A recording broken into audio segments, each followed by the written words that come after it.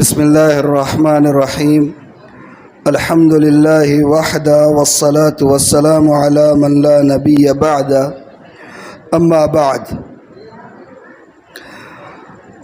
کافی دیر سے آپ حضرات غالباً مغرب بعد سے مستقل بیٹھے ہوئے ہیں اور بچے بھی اپنا تعلیمی مظاہرہ کر رہے تھے، اس سے آپ محظوظ ہو رہے تھے۔ بہت وقت ہو چکا ہے اور ستم بالائے ستم یہ کہ میں بھی ابھی طبیعت کے حوالے سے آپ جان رہے ہوں گے میری آواز سے کہ قابو میں نہیں ہوں، تو بہت مختصر ہی بات کروں گا۔ جتنی دیر سے بھی میں یہاں پر بچوں کا مظاہرہ دیکھ رہا تھا، اور اب تو جلسوں کی برسات ہے، ان دنوں ہر طرف کسی نہ کسی مسجد میں جلسے ہو ہی رہے، اور جہاں بھی جلسہ ہو رہا ہے وہاں چھوٹے چھوٹے معصوم بچے سال بھر انہوں نے جو کچھ پڑھا ہے، سیکھا ہے، یاد کیا ہے اور اپنے سینے میں محفوظ کیا ہے، اس کا مظاہرہ اسٹیج پر آ کر کر رہے ہیں۔ آپ یقین مانیے کہ گزشتہ 10 دنوں کے دوران جتنے جلسوں میں بھی شرکت کا موقع ملا اور جہاں بھی میں نے بچوں کو مظاہرہ کرتے ہوئے دیکھا، تو جس وقت وہ مظاہرہ چل رہا ہوتا ہے اس وقت میرے ذہن میں 2-3 باتیں کلبلا رہی ہوتی ہے۔ پہلی بات تو ملک کے جو موجودہ حالات ہیں، جیسی فضا یہاں بنائی جا رہی ہے، جو ماحول یہاں کریٹ کیا جا رہا ہے، جیسے ناپاک عزائم اور مکروہ خیالات کا اظہار ببانگ دہل کیا جا رہا ہے، پارلیمنٹ کے اندر، پالیسی ساز اداروں کے اندر تو جو ہونا ہے وہ ہو رہا ہے، اس کے علاوہ جو اسلام دشمن عناصر ہیں، اسلام دشمن قوتیں ہیں اور فرقہ پرست عناصر ہیں، وہ جس طریقے کی دھینگا مشتی کر رہے ہیں ان دنوں، تو ایک طرف یہ سارا منظر ذہن میں لائیے اور دوسری طرف ہر مسجد میں ہونے والے یہ مکاتب کے بچوں کے مظاہروں کے سلسلے کو ذہن میں لائیے، تو علامہ اقبال کا شعر ذہن میں آتا رہتا ہے کہ پھوکوں سے یہ چراغ بجھایا نہ جائے گا، جس کا پہلا مصرع ہے کہ نور خدا ہے کفر کی حرکت پہ خندزن، نور خدا ہے کفر کی حرکت پہ خندزن، پھوکوں سے یہ چراغ بجھایا نہ جائے گا۔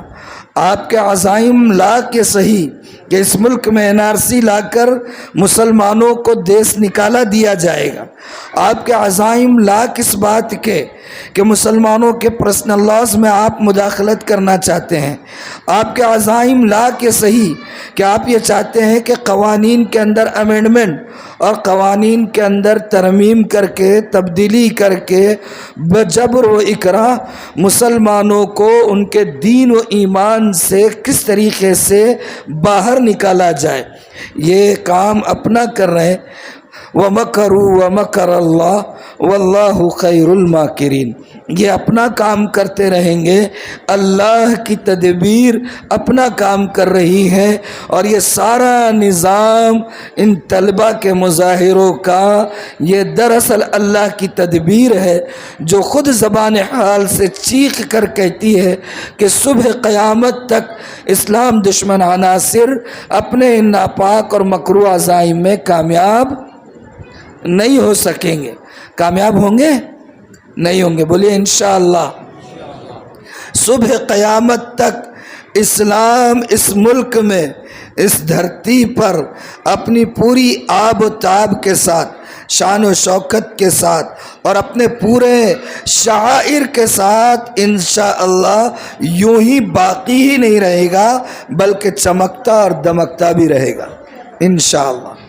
ہاں، تو یہ جو مکاتب ہے اور یہ مسجد جو تعلیم کا نظام ہے، اس کو کم مت سمجھیے۔ کل ہمارے پڑوس میں، آپ کے پڑوس میں، ہمارے سے مطلب میرے نہیں، میرا اصل ہے آپ کا پڑوس، کل آپ کے پڑوس میں اور ہماری مسجد میں جو جلسہ ہوا، اس میں جو مہمان خصوصی آئے تھے وہ بھی اسی طرف اپنی بات میں توجہ دلا رہے تھے کہ موجودہ حالات میں ایمان کی حفاظت کتنا بڑا کام ہے، اور ظاہر سی بات ہے کہ ایمان کی حفاظت کا کام ان مکاتب کے ذریعے سے اللہ جو لے رہا ہے، ایسا کام اور کہاں ہو رہا۔ ہے نا کہ مکاتب کی اہمیت کتنی زیادہ ہے. یہاں ایمان بنائے جاتے ہیں. کیا بنائے جاتے ہیں؟ کتنے چھوٹے چھوٹے بچے تھے. وہ ایک چھوٹا بچہ کلرفل ڈریس پہنا ہوا، عمامہ پہنا ہوا تھا، عقائد کے متعلق اپنا مظاہرہ پیش کر رہا تھا. کتنا چھوٹا بچہ تھا مولانا، اور کتنی اپنی توتلی زبان میں کیسے عقائد کو پیش کر رہا تھا. وہ بچوں کا جو مکالمہ ہوا، اس مکالمے میں ایک بچہ کہہ رہا ہے کہ آپ ایمان مفصل پڑھیے، اور بچہ روانی کے ساتھ، شستگی کے ساتھ اور پوری شائستگی کے ساتھ ایمان مفصل کو پڑھ کر سنا رہا ہے. اس کو ہم ایک پریزنٹیشن کے طور پر یا ایک مظاہرے کے طور پر نہ لیں. یہ آپ دیکھیں کہ ہم نے ان بچوں کو یہاں لا کر چھوڑ دیا، کیسے ایمان کی عمارت ان کی بنائی جا رہی ہے. سبحان اللہ. کیا حال ہے آج کا ملک کے حالات کیا ہے. اب تو پڑھا لکھا ہونا ضروری نہیں ہے. اب حالات سے واقف ہونے کے لیے پڑھا لکھا ہونا ضروری نہیں ہے. شیطان جیب میں موجود ہے، انہیں خود آگاہ کر دیتا. پچھلے دنوں سنے کہ نہیں سنے، دیکھے بھی ہوں گے نیوز میں، کہ مدرسے کی طالبہ دل کے مارے مرتد ہو کر اسلام مذہب کو چھوڑ کر چلی گئی کہیں اور. ایسے حالات کتنے ارتداد کے ہی ہو رہے ہیں. تو ان مکاتب کی تعلیم کو بہت غنیمت سمجھنا ہے. یہ تو ہم ہیں، ہمیں احساس نہیں ہے. بڑے بڑے مفکر، بڑے بڑے مدبر اور بڑے بڑے حکیم ان مکاتب کی اہمیت کو سمجھا کرتے. میں اکثر ایک بات جہاں کہیں جلسہ ہوتا ہے یاد آ گئی اور اللہ نے ذہن میں ڈال دی تو کہا کرتا ہوں، آپ کو سناتا ہوں، سمجھ میں آئے گا کہ ان مکاتب کی اہمیت کتنی ہے. علامہ اقبال کا نام سنا ہے آپ نے؟ سنا تو ہوگا. سارے جہاں سے اچھا ہندوستان ہمارا. کون ہے جو بر صغیر میں اقبال سے واقف نہیں ہے؟ سب واقف رہتے نا. ہم تو ان کو بطور شاعری جانتے ہیں صرف، لیکن پتہ ہے ان کی سوانح لکھنے والوں نے، سوانح سمجھتا ہے نا، سوانح کہتے ہیں ان کی زندگی، بایوگرافی، جو زندگی کے اوپر کتابیں لکھی جاتی ہے. تو علامہ اقبال کے سوانح نگار وہ یہ کہتے ہیں کہ اقبال صرف ایک شاعر ہی نہیں تھے بلکہ عارف باللہ تھے. عارف باللہ. اور عارف باللہ سمجھتے ہیں؟ عارف باللہ اس شخص کو کہتے ہیں جس کو اللہ کی معرفت حاصل ہوتی ہے. ایک صاحب تھے اقبال کے، ہم عصر اقبال کے زمانے میں، وہ حج کے لیے گئے. اور پہلے حج کے لیے کیسے جاتے تھے؟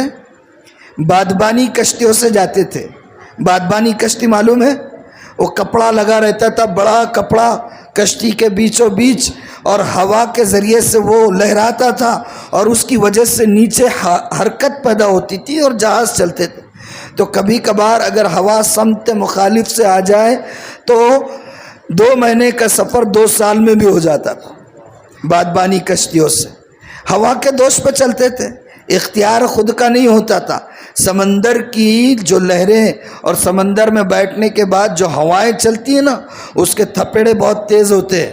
اب تو کا اتفاق ہوگا، بامبے وغیرہ میں گھومنے کے لیے جاتے ہو، مرود جنجیرہ جو یہ ہے ایک جزیرہ بامبے سے قریب میں، تو اس میں بیٹھنے کا اتفاق ہوا ہے ہمارا. تو ایسی تیز ہوائیں چلتی ہے مولانا، اترنے کے بعد وومیٹنگ تو عام شکایت ہوتی ہے، قے بھی کر ڈالتے لوگ. پورا پانی ہلا دیتا، سمندر کا پانی اندر کا پانی ہلا دیتا. سمجھے آپ؟ تو بہرحال ایک صاحب اقبال کے زمانے کے حج کے لیے گئے، اور پہلے جو حج کے لیے جاتے تھے یہ ایسی لعنت نہیں تھی ویزا کی اور سٹیزن شپ کی. کاغذات تھوڑے بہت نامنل ہوتے تھے، چلے جاتے تھے. اور ایسا بھی ہوتا تھا جاتے تھے اس سال کے حج کے لیے، اس سال کا حج کرتے وہیں ٹھہر جاتے، دوسرے سال کا حج کرتے پھر آتے. اب تو 3 مہینے کا ویزا رہتا ہے، بس اس کی پابندی کرنا، اس سے زیادہ 1 دن نہیں رک سکتے. اقبال اپنی نشست میں مجلس میں بیٹھے ہوئے تھے. اقبال اپنے مجلس میں بیٹھے ہوئے ہیں. ایک صاحب پوچھتے پوچھتے اقبال کا پتہ آ گئے گھر پر، اور آنے کے بعد کہا کہ آپ اقبال ہیں؟ اقبال نے کہا جی ہاں میں اقبال ہوں. کہیے کیا بات ہے؟ کہا کہ مجھے آپ کو ایک پیغام پہنچانا ہے. کہا کیا پیغام پہنچانا ہے؟ پیغام یہ پہنچانا ہے میں حج کے لیے گیا تھا، حج کے بعد میں مدینہ منورہ میں کافی وقت میں نے گزارا، 6-7 مہینہ. اور وہاں 6-7 مہینہ میں نے گزارا بہت اچھے سے وقت. واپسی کا وقت جب ہوا اس سے 1 دن پہلے میری آنکھ جو لگی تو خواب میں کیا دیکھتا ہوں کہ رسالت مآب صلی اللہ علیہ وآلہ وسلم میرے خواب میں آئے اور آپ نے فرمایا کہ آپ واپس جا رہے ہو، ضرور جائیے گا، اور جب وہاں جائیں گے تو میرے ایک محبوب ہے ان کو میرا سلام کہہ دینا. میں نے کہا کہ اللہ کے رسول کون ہے؟ کہا کہ اقبال، وہ سیال کوٹ میں رہتا ہے، اس کو جا کر میرا سلام کہنا. وہ صاحب سرحد کے رہنے والے تھے. کہاں کے رہنے والے؟ سرحد کے. جو یہ لاہور وغیرہ پنجاب میں پڑتا ہے. ہمارا جو پڑوسی ملک ہے وہاں 2 ہی 4 صوبے ہیں. ہمارے پاس تو 35 کے قریب صوبے ہیں. اسٹیٹس کتنے ہیں ہمارے؟ ہم کس اسٹیٹ میں رہتے ہیں؟ ہم کس اسٹیٹ میں رہتے ہیں؟ مہاراشٹر. ایسے ہمارے پاس 35 اسٹیٹس ہیں. پڑوس میں صرف 3 ہی 4 اسٹیٹ ہیں. ایک پنجاب، ایک سرحد، اور دوسرے 1-2 ہے، گجرات ایک ہے، اور کچھ ہے. بہرحال تو وہ صاحب سرحد کے رہنے والے، اقبال پنجاب کے. وہ اقبال کو ڈھونڈتے ڈھونڈتے سرحد سے پنجاب آئے اور کہا کہ واپسی سے 1 رات پہلے اللہ کے رسول خواب میں آئے اور آپ نے کہا کہ اقبال کو میرا سلام کہنا. میں وہ سلام پہنچانے آیا ہوں. تو اقبال کا میں آپ کو درجہ بتانا چاہ رہا ہوں کہ کیا ہے. اور یہ بات کوئی ایسی فرضی نہیں ہے، اوتھینٹک بات ہے. ان کے سوانح نگاروں نے لکھی ہے یہ بات. اب سنیے میں کہنا کیا چاہ رہا ہوں. اقبال کے ایک ہم عصر تھے.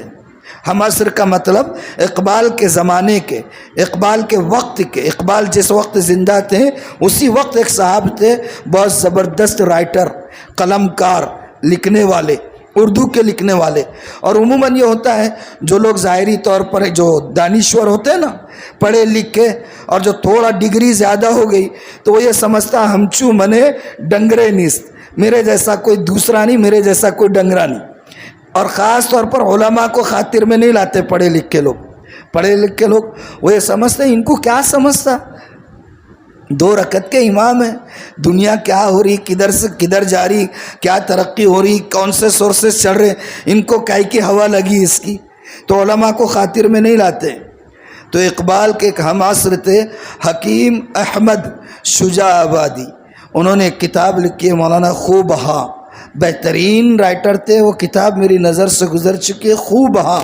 اس میں وہ لکھتے ہیں کہ اقبال کی مجلس لگی ہوئی تھی اور میں اقبال کے سامنے بیٹھا ہوا تھا اور میں نے باتوں میں یہ پوچھ لیا، میں نے یہ کہہ دیا کہ علامہ صاحب، میرے ذہن میں ایک بات ہمیشہ آتی رہتی ہے. وہ بات یہ ہے کہ میں غور کرتا ہوں کہ یہ جو مدارس ہے، مکاتب ہے، امام صاحب ہے، مولانا لوگ ہیں، اور یہ مسجد میں بیٹھ کے بس وہی نورانی قاعدہ پڑھاتے، کلمے یاد کراتے، نماز پڑھاتے، اس سے ہٹ کر ان کا فائدہ قوم کو کیا ہے؟ ہمارے قوم کا اتنا پیسہ چندہ جمع کرتے، مدرسے بناتے اور یہ ساری کام کرتے، قوم کو فائدہ کیا ہے؟ پڑھیں گے بچے، لکھیں گے، انجینئر بنیں گے، ڈاکٹر بنیں گے اور سائنٹسٹ بنیں گے، قوم کا نام روشن ہوگا. اس سے کیا روشن ہو رہا ہے؟ ان سے کیا روشن ہو رہا ہے؟ تو کیوں نہ ایسا ہو کہ سارے مدارس مکاتب بند کر دیے جائیں اور یہ جو پڑھنے والے پڑھانے والے ان کو بھی جو ہے ان اسکول اور کالج کے نظام میں ان کو مرج کر دیا جائے. وہ صاحب کہتے ہیں میں نے اقبال سے کہا.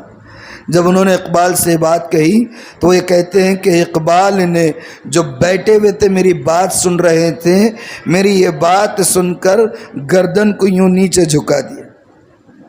بہت دیر تک ایسے ہی بیٹھے رہے اور جب اقبال نے اپنا سر اوپر اٹھایا تو حکیم احمد شجاع آبادی صاحب لکھتے ہیں کہ میں کیا دیکھتا ہوں کہ اقبال کی دونوں آنکھوں سے آنسو رواں ہے، دونوں آنکھوں سے آنسو رواں ہے. اور اقبال نے کہا حکیم، ان مسجدوں اور ممبروں پر رہنے والے علماء کو اور ان مکاتب میں اور مدارس میں خدمات انجام دینے والے حفاظ اور علماء کو اور ان مدارس اور مکاتب میں پڑھنے والے طلباء کو ان کے حال پر چھوڑ دو. اگر ہم نے ان کے ساتھ چھیڑ خانی کی تو میں اپنی پوری بصیرت کے ساتھ یہ کہتا ہوں، خدا نہ کرے کہ اگر ہم نے ان کو چھیڑ دیا تو کہیں یہ حال نہ ہو جائے جو حال 800 سال تک اسپین میں مسلمانوں کی حکومت کے رہنے کے باوجود آیا. جب اسپین میں مسلمانوں کی حکومت پر زوال آیا تو آپ یقین مانیے اذان پر پابندی، نماز پر پابندی، عربک رسم الخط پر پابندی، حال یہ ہو گیا تھا 20 30 اور 50 سالوں کے اندر کہ عربی جاننے والا کوئی نہیں، اذان دینے والا کوئی نہیں، نماز پڑھانے والا کوئی نہیں۔ کہاں پر؟ وہاں پر جہاں 800 سال تک مسلمانوں کی حکومت رہی تھی۔ ہاں یہ ہے، یہ لگتا ہے کہ بس روٹین کام کر رہے ہیں، لگتا ہے کہ یکساں کام کر رہے ہیں، لیکن آپ کی موجودہ نسل کو ارتداد سے بچانے کا کام کر رہے ہیں، آپ کی موجودہ نسل کو ایمان کے اوپر قائم کرنے اور ان کے ایمان کو مضبوط بنانے کا کام کر رہے ہیں۔ آپ نے قدر نہیں جانی، آپ نے ان کی اہمیت کو نہیں جانا۔ ایک جاہل، ایک عام، ایک اجڑ قسم کا آدمی وہ عالم دین کو اگر ذمہ دار بنتا ہے، اس انداز میں آرڈر دے کر بات کرتا ہے، ایسا لگتا ہے کہ وقت کا علامہ وہ ہے۔ کہاں سے زوال نہیں آئے گا، کہاں سے پیٹے نہیں جاؤ گے، کیسے نہیں ہوگا؟ ٹھیک ہے، انتظام کسی بھی ادارے کا چلانے کے لیے افراد کا انتخاب ہوتا ہے، مگر اس کا یہ مطلب نہیں ہوتا ہے کہ آدمی جامے سے باہر ہو جائے، اس کا یہ مطلب نہیں ہوتا ہے کہ آدمی اپنی حیثیت سے زیادہ جو ہے سمجھ لے کہ میں یہ ہو گیا ہوں۔ ایسے نہیں ہے، یہ ناقدری ہوگی، زوال ہوگا۔ ہاں یہ مکاتب کی محنت ہے، یہ مکاتب کی محنت ہے کہ حالات کیسے ہی دیگرگو ہو جائیں۔ ان مکاتب کی محنت کا نتیجہ یہ ہوتا ہے کہ ہمارے بچے کفر اور ارتداد کی لہروں میں بھی ایمان پر قائم رہ کر نکلتے ہیں۔ اگر اس کی محنت نہ ہوئی تو جنازے نکل جائیں ایمان کے۔ ہاں یہ جو بچپن میں پڑا ہوا رہتا ہے پتھر کی لکیر ہوتا ہے، حالات کیسے ہو جائے، یہ پتھر کی لکیر بعد میں دماغ کی سلوٹوں پر نمودار ہو جاتی ہے۔ بھلے وقت پر آپ کچھ پوچھو جواب نہیں دیا جائے گا، لیکن کوئی اگر آ کر آپ سے زبرن کرانا چاہے تو آپ یہ کہیں گے کہ میں نے تو بچپن میں پڑھا تھا مولانا سے کہ میں ایمان لایا اللہ پر، اس کی قدرت پر، اس کی کتابوں پر، اس کے فرشتوں پر، اس کے احکام کو میں نے قبول کیا، یہ میں نے بچپن میں پڑھا تھا، اب میں کسی اور کے سامنے جھک نہیں سکتا۔ ہاں اختر شیرانی تھے ایک شاعر، زبردست شاعر تھے، اور جو جتنا بلند پائے کا آدمی ہوتا ہے اس کا دماغ بھی ویسے ہی بلند ہو جاتا ہے۔ اختر شیرانی صاحب بھی بہت بلند پائے کے شاعر تھے، کسی کو خاطر میں نہیں لاتے تھے، موچتے نہیں تھے، ناپتے نہیں تھے۔ ان کے سامنے اگر کسی کا تذکرہ کر دیا جائے تو آپے سے باہر ہو جاتے تھے، خاطر میں نہیں لاتے تھے۔ ایک مرتبہ اسی بیٹھے ہوئے تھے اور شراب کے عادی تھے، اختر شیرانی صاحب شراب کے عادی تھے، شراب پیے ہوئے اور زبردست شاعر، اور جتنے بڑے بڑے شعراء گزرے پہلے، تو جب اردو کا طوطی بولتا تھا اس وقت کی بات، تقریباً شعراء شراب پیا کرتے تھے، غزل کے خاص طور پر، غزل کی صنف کے جو شعراء ہوا کرتے تھے عام طور پر شراب کے رسیا۔ بہرحال دوسرا موضوع ہے، اختر شیرانی بیٹھے ہوئے ہیں، شراب کے نشے میں ہیں۔ کسی نے کہا کہ حضرت آپ کا مومن کے بارے میں کیا کہنا ہے؟ کہا کہ مومن بھی بھلا کوئی شاعر ہے؟ یعنی اڑا دیا۔ کسی نے کہا کہ آپ ذوق کے بارے میں کیا کہتے ہیں؟ اڑا دیا، کچھ نہ کچھ تبصرہ کر کے اڑا دیا۔ کسی نے کہا میر کے بارے میں کیا کہتے ہیں؟ میر، اب میر تو غالب سے پرانے شاعر اور اردو کے یعنی کہ اولین شعراء میں ہے۔ کہا کہ میر کی زبان بھی کوئی زبان ہے، دھوبنوں کی زبان تو استعمال کیا کرتا تھا وہ، میر دھوبنوں کی زبان استعمال کیا کرتا۔ تبصرے پر تبصرہ اور کمنٹ پر کمنٹ چلا جا رہا ہے۔ پوچھنے والے نے اچانک پوچھ لیا کہ حضرت ذرا یہ تو بتائیے محمد صلی اللہ علیہ وآلہ وسلم، محمد کے بارے میں آپ کا کیا کہنا؟ وہ شاعر کوئی ہو سکتا ہے غیر مسلم ہوگا، محمد کے بارے میں آپ کا کیا خیال ہے؟ درود شریف پڑھیے ایک بار، صلی اللہ علیہ وآلہ وسلم۔ اختر شیرانی نے جب یہ سنا، شعراء پر تبصرے کرتے رہے، نبی پاک صلی اللہ علیہ وسلم کے بارے میں جب اس نے پوچھا تو ان کے سامنے جو شراب کی بوتل رکھی ہوئی تھی وہ اٹھائی اور پوچھنے والے کے سر پر زور سے رکھ کے دی، سر پھوٹ گیا اس کا، اور کہا کہ تیری یہ اوقات اور اختر کی یہ اوقات کہ تو اختر کے سامنے اس پاک ذات کا نام لے جس پاک ذات کے صدقے میں اختر زندہ ہے۔ شاعر شراب کے نشے میں دھت، ہر ایک پر تنقید کا سلسلہ جاری ہے۔ رسالت محمد صلی اللہ علیہ وسلم کا نام مبارک آ گیا، آپے سے باہر ہو گیا شاعر، اور بوتل اٹھا کر پوچھنے والے کے سر پر دے مارا اور کہا کہ تیری یہ اوقات یا اختر کی یہ اوقات کہ تو اختر کے سامنے اس ذات پاک کا نام لے جس کے صدقے میں اختر جی رہا ہے۔ یہ جو اندرون میں نبی پاک کی محبت، ایمان کی حرارت، کتاب مقدس کے کتاب الہی ہونے کا احساس، اللہ کے قادر مطلق ہونے کا احساس، یہ اس شراب کے نشے میں جو دھت ہونے کی حالت میں بھی پیدا ہوا۔ کہاں سے پیدا ہوا؟ یہ جو بچپن کی محنت ہوتی ہے ضائع نہیں ہوتی ہے، ضائع نہیں ہوتی ہے۔ اس لیے ان مکاتب کو غنیمت جانیں۔ یہاں پر جو اساتذہ کام کرتے ہیں ان کو ملازم سمجھ کے ٹریٹ مت کیا کریں، ان کو ملازم سمجھ کے ٹریٹ مت کیا کریں، کیونکہ اثر کا تعلق دل کے ساتھ ہوتا ہے، زبان کے ساتھ نہیں۔ یہ بات ہمیشہ یاد رکھیے، زبانی طور پر اگر میرا دل آپ سے مطمئن نہیں ہے اور میرے دل میں آپ کے بارے میں بال ہے، میں زبان سے کوئی چیز آپ کو رٹا تو سکتا ہوں، آپ رٹ بھی سکتے ہیں، لیکن اس کی برکت، اس کی افادیت، اس کی تاثیر آپ کے دل میں میرے دل سے منتقل کبھی نہیں ہو سکتی۔ سمجھیں گے اس چیز کو؟ اللہ تعالیٰ عمل کی توفیق عطا فرمائے۔ آج کے جو موجودہ حالات ہے، جو قیامت ہمارے ملک میں برپا ہے، جیسے حالات بنائے جا رہے ہیں، گزشتہ 8-10 سالوں سے آپ لوگ مشاہدہ کر رہے ہیں، بولنے کی تو ضرورت نہیں ہے، ایک کے پیچھے کتنے مسائل ہیں۔ اور ابھی الیکشن آنے سے پہلے جو دسیوں سالوں اور دہائیوں سے سیکولرزم کا جھوٹا مکھوٹا پہنے ہوئے تھے، اتار کر اپنے آپ کو نفرت کے علاقے میں اور نفرت کے خیمے میں جا کر کھڑے ہو گئے۔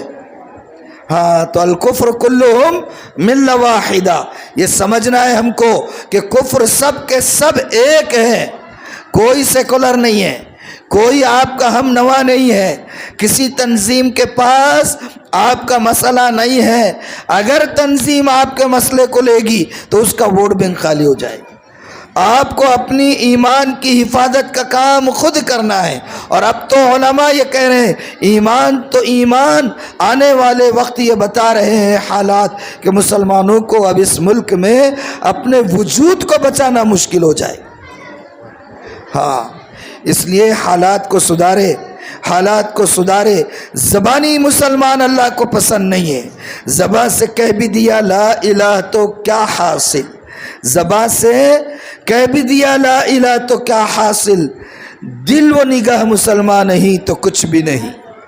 خدا نے آج تک اس قوم کی حالت نہیں بدلی، نہ ہو جس کو خیال آپ اپنی حالت کے بدلنے کا۔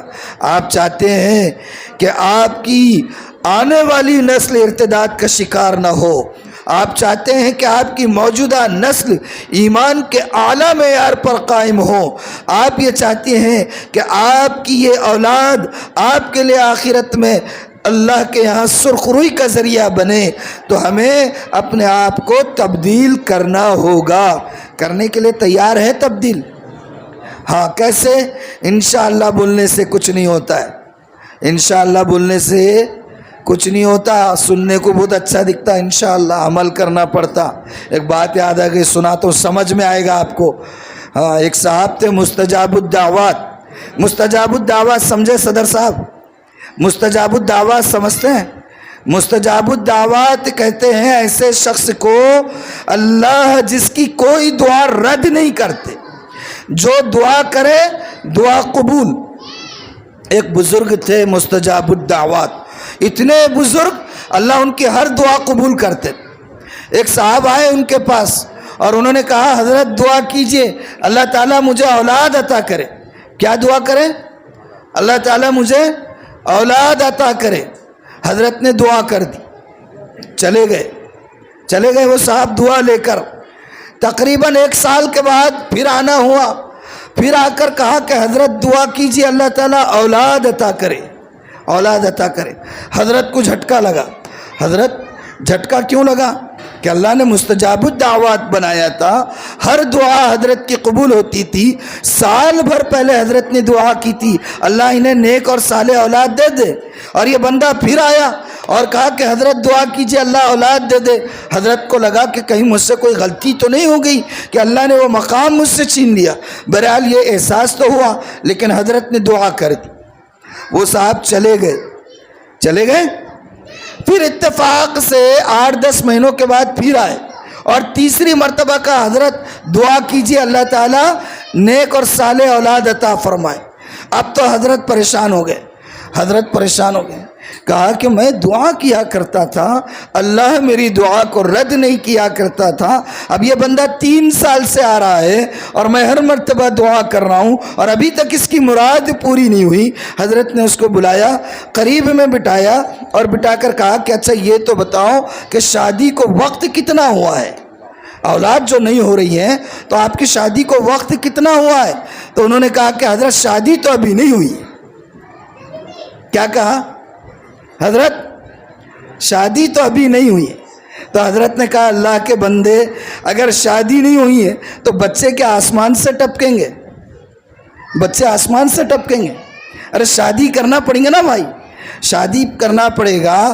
اللہ تعالیٰ نے میاں بیوی کا جو جوڑ بنایا، تعلقات بنائے اور ایک دوسرے کو سکون کے لیے بنایا اور ساتھ ہی ساتھ افزائش نسل کے لیے ایک دوسرے کو پیدا کیا. اگر آپ کا اختلاط ہی نہ ہو تو بچے کہاں سے ہوں گے؟ ہاں، تو صرف انشاءاللہ بولنے سے کام چل جاتا.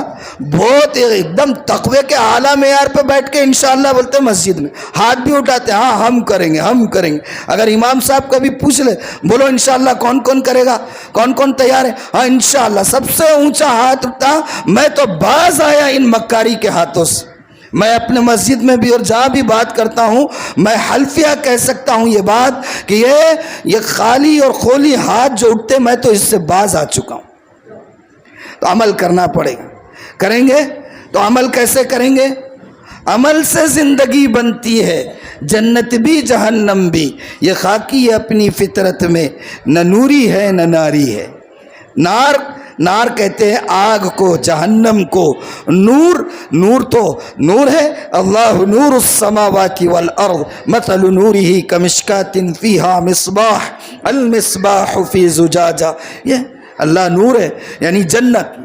انسان نہ جنتی ہے پیدائشی طور پر، نہ انسان جہنمی ہے. انسان کو اس کے اعمال جنتی یا جہنمی بناتے ہیں. تو کیا کرنا ہوگا؟ گھر کا ماحول بدلے. آپ کے پاس الحمدللہ یہ جو حلقہ ہے ہمارا، میں تو سوچتا ہوں کتنے خوش نصیب ہیں آپ لوگ. ایک گلی ختم نہیں ہے، مسجد سامنے ہے. یہ مسجد حسنین، یہ مسجد طلعت غنی پورہ ہے، اور کتنی مسجدیں ہیں. کیا حال ہونا چاہیے تھا دینداری کا. یہ صدر صاحب ابھی آ کر دکڑا رو رہے تھے میرے پاس، کہہ رہے تھے کہ حضرت کہاں دینداری نہیں آ رہی ہے. ہم کو بھی پہلے قدم اٹھانا پڑے گا صدر صاحب. خالی رونے سے کام نہیں چلے گا. آغاز اپنے سے کرنا ہوگا. کس سے کرنا ہوگا؟ ہاں اپنے گھر کی. یہ جو ہمارے دعوت و تبلیغ کے کام کے سلسلے میں جو گھر کی تعلیم کہتے ہیں نا، میں کہتا ہوں گھر کی تعلیم کریں، اپنے گھروں میں تعلیم کا معمول بنائیں. ہماری مائیں اور بہنیں اگر ان تک یہ بات پہنچ جائیں، آپ یقین مانیے عمل کا جذبہ اللہ نے جتنا ہماری ماں اور بہنوں میں رکھا، ہم کو تو شاید اس کا عشر عشیر بھی حاصل نہیں. لیکن اس کے ساتھ ساتھ ایک بات میں یہ کہوں گا کہ بھائی آپ کامیاب ہونا چاہتے ہیں، آپ اپنے ایمان کو مضبوط رکھنا چاہتے ہیں، آپ اپنے وجود کو ملک میں یقینی بنانا چاہتے ہیں، تو اس کے لیے آپ کو کیا کرنا پڑے گا؟ اس کے لیے وہ کام کرنا پڑے گا جو کام اللہ نے ان حالات کے لیے بتائے. اب وہ کام کہاں ملیں گے؟ وہ کام کہاں ملیں گے؟ قرآن میں ملیں گے.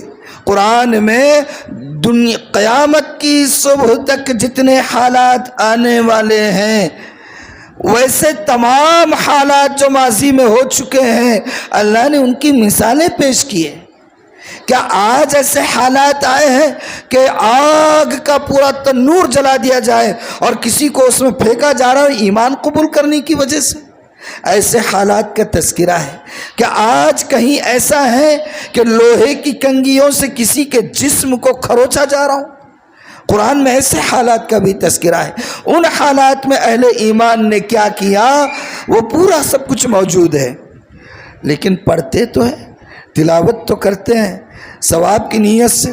مبارک ہو آپ کو، آپ کی تلاوت بالکل کرتے رہیے، اس میں ناغہ مت کیجیے، مگر اللہ کے بندو یہ بھی تو سمجھو کہ اللہ نے قرآن کو محض تلاوت کے لیے تو نہیں اتارا نا۔ کیا کے لیے اتارا ہے اللہ نے قرآن کو؟ قرآن کا تعارف بنیادی طور پر اللہ نے کیا کہا؟ کتاب ہدایت ہے، کتاب تلاوت نہیں فرمایا۔ اللہ نے کہا قرآن کتاب ہدایت ہے۔ شہر رمضان الذی انزل فیہ القرآن ہدی للناس وبینات من الہدی والفرقان۔ رمضان کا مہینہ وہ ہے جس میں قرآن اتارا گیا۔ کون قرآن؟ کون سا قرآن؟ کہا کہ ہدی للناس، جو لوگوں کے لیے ہدایت کا ذریعہ ہے۔ اب وہ تو ہم تو دیکھتے نہیں ہدایت کیا ہے، ہم تو سمجھنے کی کوشش ہی نہیں کرتے۔ خالی ابا جان رخصت ہو گئے تو آتے مولانا کے پاس، نہیں تو اب تو اتنے بھکاری بن گئے، وہ مسجد کے جو ہے کھلے پارے لے کے آتے، ایک ایک گھر میں لے جا کے دیتے، لو پڑھو، ہمارے ابا چلے گئے آپ پڑھو۔ باپ ان کے محلے والے پڑھ کے پھکنا کہتے، یہ کون سا کہاں سے لے کے آئے ہوئی؟ اماں ان کے رخصت ہو رہے، ابا ان کے رخصت ہو رہے، محلے والوں کو پریشان کر رہے، یہ لو یہ پارہ آپ پڑھو، یہ پارہ آپ پڑھو، یہ پارہ کائے کو بھائی؟ آپ کے والد بزرگوار تھے، آپ کی والدہ محترمہ تھی، آپ جتنے درد سے پڑھ سکتے ہیں، آپ جتنے سوز سے پڑھ سکتے ہیں، اور ہماری مائیں بہنیں بھی بہت ہوشیار ہیں، انہوں بولتے اچھا تم ہی ہوشیار ہے کیا؟ انہوں بھی لے کے رکھ دیتے، دوسرے دن جب لینے والے آتے واپس، ہاں پڑھ لیے لے لو۔ اب ایک حرف پڑھے کہ ایک پارہ پڑھے ان کو معلوم، ایسے ہی ہو رہا ہے نا۔ ہاں تو عمل خود کرنا شروع کریں گے۔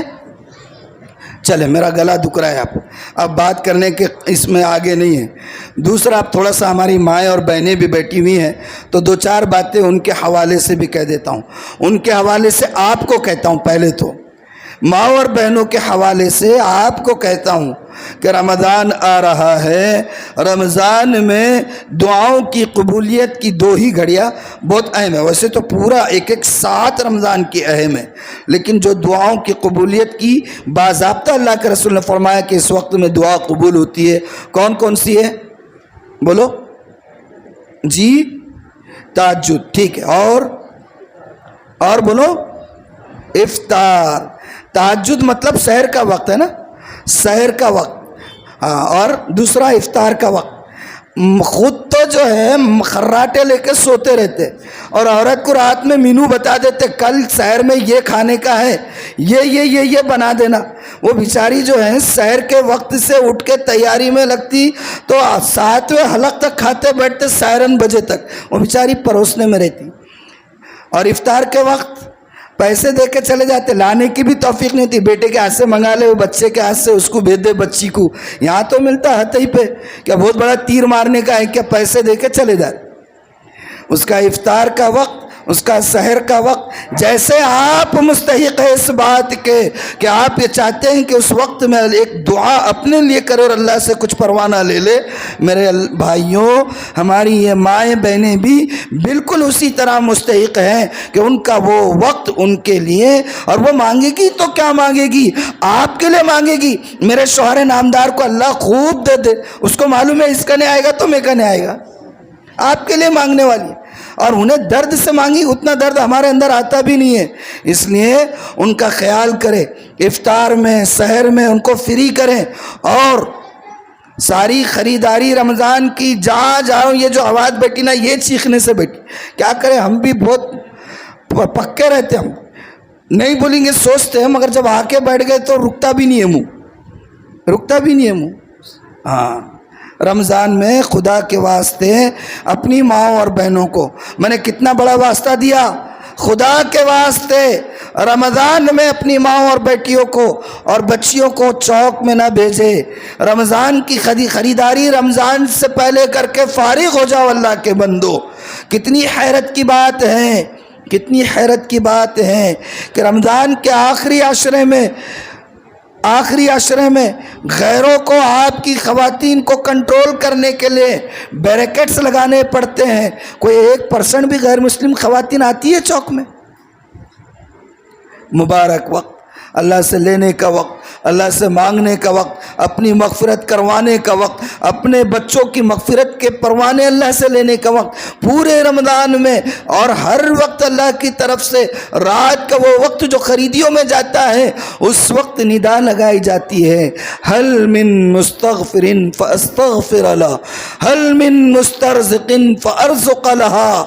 ہے کوئی رزق کا چاہنے والا کہ میں اس کے لیے رزق لکھوا دوں؟ ہے کوئی مغفرت کا چاہنے والا کہ میں اس کے لیے مغفرت کے پروانے تقسیم کروا دوں؟ اور ہم چوک میں بھیجتے ہیں عورتوں کو. شرم آنی چاہیے ہم کو. تو احتیاط کریں گے. رمضان حالات دیکھو کون سے ہیں، ملک کس ڈگر پہ جا رہا ہے، کیسے کیسے عزائم بیان کیے جا رہے ہیں. میں نے شروع میں بولا دہائیوں سے جو لوگ سیکولرزم کا مکھوٹا پہنے ہوئے تھے اتار کر پھینک دیا گیا، اور نعرے کھل کر جو ہے نفرت کے اب لگائے جا رہے ہیں. کب ہوش کے ناخن لیں گے؟ کب بیدار ہوں گے؟ کب جاگیں گے؟ اپنے ذاتی مفاد سے آگے بڑھ کر ملت کا بھی سوچنا شروع کرو. ہاں، اللہ کے رسول اس امت کو یکجا دیکھنا چاہتے تھے. آپ نے فرمایا المؤمن للمؤمن کالبنیان یشد بعضه بعضا وشبک بین اصابعہ. اللہ کے رسول نے فرمایا ایک مومن دوسرے مومن کے لیے ایک عمارت کی طرح ہوتا ہے کہ جیسے اس میں عمارت کیسے بنتی ہے، اینٹ میں اینٹ رکھی جاتی ہے تب دیوار قائم ہوتی ہے. اللہ کے رسول نے انگلیاں اپنی انگشت مبارک کو ایک دوسرے میں داخل کر کے دکھایا کہ ایسے بن کر رہو. کریں گے ایک دوسرے کا تعاون، ایک دوسرے کا احترام، کسی کی غیبت نہیں، کسی کے بارے میں برائی نہیں، کام کرنے والوں کی قدر. کسی بھی نوعیت کا کام کر رہا ہو، اللہ اور اس کے رسول کا کام ہو رہا ہے اور اللہ اور اس کے رسول کو خوش کرنے کے لیے کام کر رہا ہے، وہ ہمارا ہے، غیر نہیں ہے. اللہ کا نام لے رہا ہے، ہمارا ہے، غیر نہیں ہے. نفرتوں کے ماحول کو ختم کرنا ہے. ملک کے حالات کو دیکھتے ہوئے اب ایک بننے کا وقت ہے. کریں گے انشاءاللہ.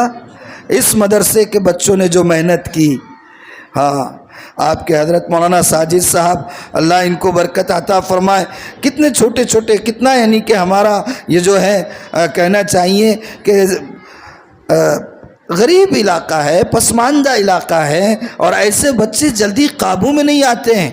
جو بچے جن کے والدین تھوڑے سمجھدار رہتے ہیں وہ کسی طرح تربیت بھی کرتے ہیں، لیکن جو غریب طبقہ ہوتا ہے وہ بچے جلدی قابو میں نہیں آتے. ویسے بچوں کو یہ چیزیں یاد کرا دینا، سوچو کتنا بڑا مجاہدہ ہے. قدر کرے، یہاں پڑھانے والوں کی قدر کرے، اللہ ان کی محنتوں کو قبول کریں. جو سارا مظاہرہ ہے نا بہار اب کے جو دنیا میں آئی ہوئی ہے، یہ پود یہ سب انہی کی لگائی ہوئی ہے، تو ان کی بھی قدر کرے. اللہ تعالیٰ ان کی محنتوں کو قبول فرمائے اور حضرت کے ذریعے سے یہاں پر خوب کام لے. اور میں نے آپ سے بے تکلفی میں بات کی، میری باتوں کو آپ بے تکلفی میں لیجئے. اللہ تعالیٰ ہمارے صدر صاحب کو بھی قبول فرمائے، ان کے عزم کو، ان کا جو جذبہ تھا، جس جذبے کے تحت آ کر انہوں نے مجھ سے بات کی، یقین مانیے یہ ایمان کے کامل ہونے کی علامت ہے کہ ایک ایمان والا اپنے دوسرے ایمان والوں کے ایمان کی سوچ میں غرق ہے.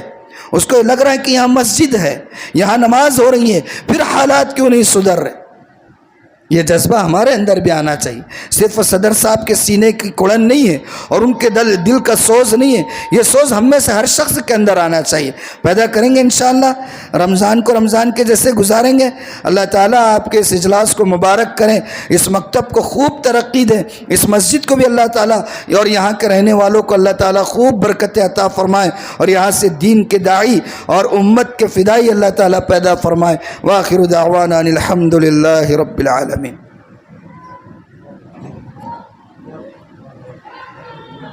اب میں گلا بہت یہ ہو گیا ہے، میں درخواست کروں گا ہمارے حضرت مفتی خالص صاحب آپ دعا فرما لیں.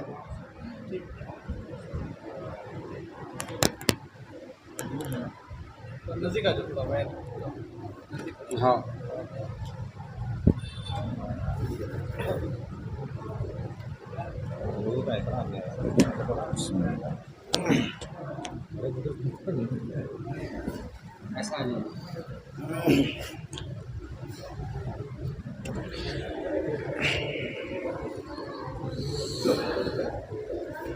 درود شریف پڑھ لیجیے۔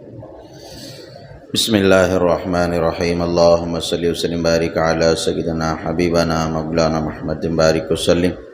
ربنا لا تزغ قلوبنا بعد اذ ہدیتنا وہب لنا من لدنک رحمہ۔ اے اللہ رحم کا، کرم کا، عفو کا، عافیت کا معاملہ فرما۔ یا اللہ یسر کا، سہولت کا معاملہ فرما۔ یا اللہ آج جو جلسہ ہوا ہے، یا اللہ یہ نونہال بچوں نے جو مظاہرہ پیش کیا ہے، یا اللہ انہیں دین کا داعی بنا۔ یا اللہ ان کو دین کا داعی بنا۔ یا اللہ ان کے گھروں میں خوب برکتیں نازل فرما۔ یا اللہ خیر کے فیصلے فرما۔ یا اللہ اس علاقے میں 100% دینداری کو داخل فرما۔ یا اللہ بے دینی سے ہم سب کے حفاظت فرما۔ 5 وقت کی نماز پابندی سے اخلاص کے ساتھ پڑھنے والا بنا۔ یا اللہ ہمارے اکابروں کے اسفار کو قبول فرما، ان کی عمروں میں خوب برکتیں عطا فرما۔ یا اللہ جو مانگا عطا فرما، جو مانگنے سے وہ بھی عطا فرما۔ وصلی اللہ علی النبی الامی وعلی آلہ وصحبہ وسلم برحمتک یا ارحم الراحمین۔